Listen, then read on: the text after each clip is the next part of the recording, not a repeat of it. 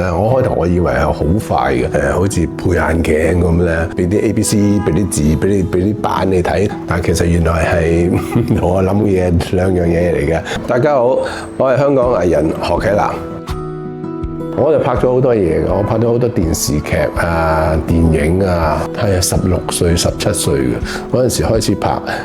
電影，拍好多廣告。嗱，我講一講我今日嘅嚟到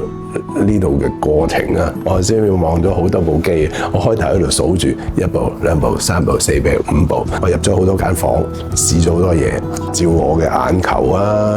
又跟住有啲又俾個壓力你試個眼球。其實我總之我經過過好多個機器，最尾出翻嚟嘅結果就可以話到俾我聽，我眼球究竟我係有啲咩事咧？係咪開始退化咧？你會睇得翻晒嘅。做完之後咧，因為我遲啲我就要約時間上嚟，就同我做一個叫換晶片，將我嘅晶片換咗佢，因為我個晶片就已經開始老化啦，佢將我原本嘅晶片整走佢，加翻一塊新嘅晶片落去。咁第時咧我就唔需要再帶住呢啲嘢，我遲早有機會抌晒佢好快可能。咁就希望下一次上嚟搞掂咗，再同你哋講。